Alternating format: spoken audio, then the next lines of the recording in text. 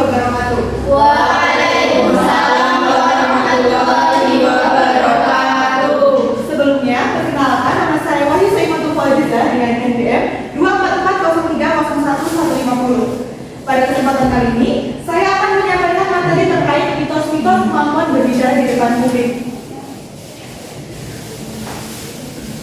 Mitos yang pertama yaitu berbicara di depan publik adalah bahan bawaan. Banyak orang berpikir bahwa jika dari kecil tidak terbiasa berbicara di depan publik, maka akan sulit berbicara dengan baik. Padahal kenyataannya, berbicara di depan publik tidak semata-mata bakat bawaan saja, melainkan keterampilan yang dapat dilatih dan dipelajari. Seseorang tetap bisa berkembang jika terus berlatih. Latihan tersebut bisa dilakukan dengan cara yang pertama, yaitu sering melakukan presentasi, kemudian aktif bertanya, dan yang terakhir yaitu berlatih berbicara di depan cermin.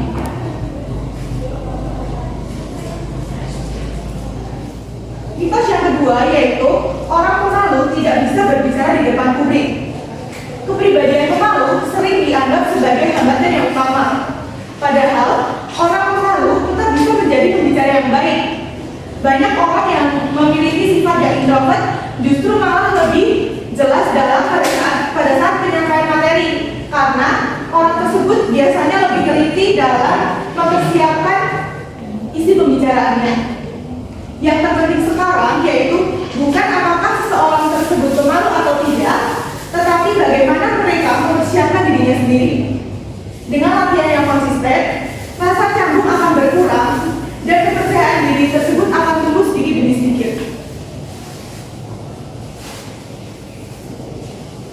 Mitos yang ketiga yaitu banyak orang beranggapan bahwa pembicara yang baik adalah orang yang berbicara dengan panjang lebar.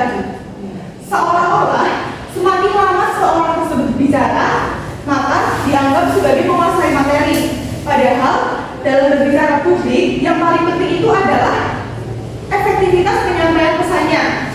Pendengar justru malah lebih mudah memahami penjelasan yang jelas, singkat, dan terarah.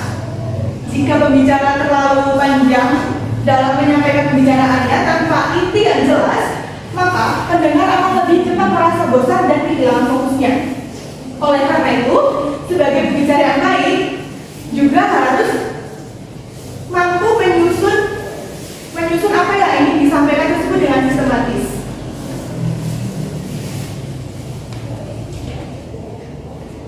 Mitos yang terakhir yaitu pembicara yang hebat atau profesional itu tidak pernah merasa gugup saat tampil.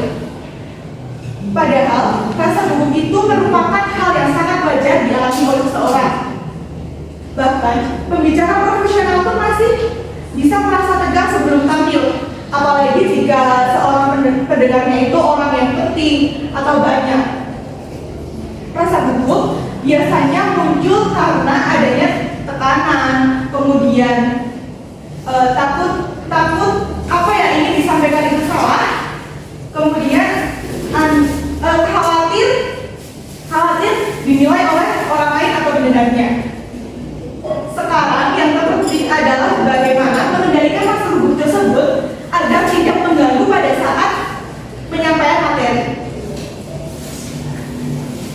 Rasa gugup tersebut dapat diminimalisir dengan cara yaitu yang pertama, menarik nafas dalam-dalam sebelum melakukan presentasi atau sebelum berbicara di depan umum, kemudian fokus pada apa yang ingin dibicarakan atau disampaikan, dan yang terakhir yaitu mempersiapkan materi dengan baik.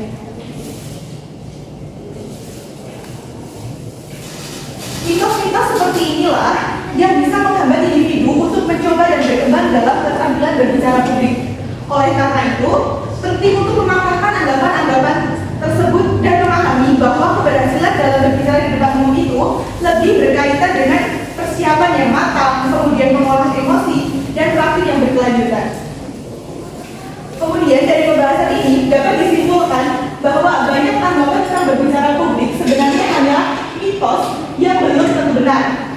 Berbicara publik bukan kemampuan yang hanya dimiliki oleh orang tertentu, melainkan keterampilan yang bisa dipelajari oleh siapa saja. Rasa malu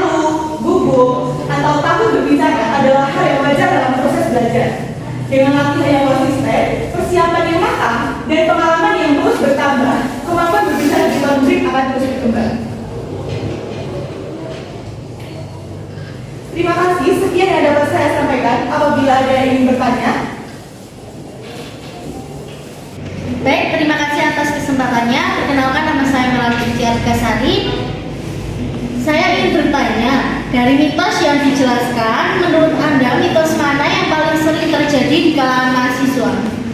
Terima kasih.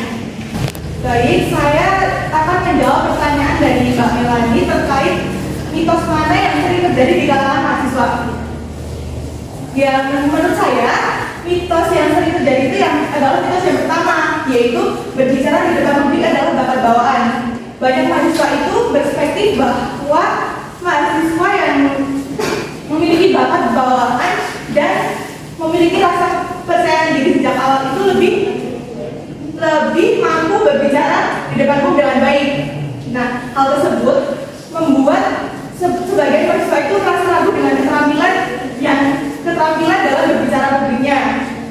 Padahal hal tersebut salah, karena tadi sudah saya jelaskan bahwa berbicara publik itu dapat dilatih dengan secara bertahap, seperti kita perlu adanya latihan, kemudian pengalaman yang berkaitan dengan berbicara di depan publik, kemudian kebiasaan kita dalam melakukan berbicara di depan publik. Apakah sudah dijawab? Sudah, terima kasih. Baik, sekian presentasi yang dapat saya sampaikan. Apabila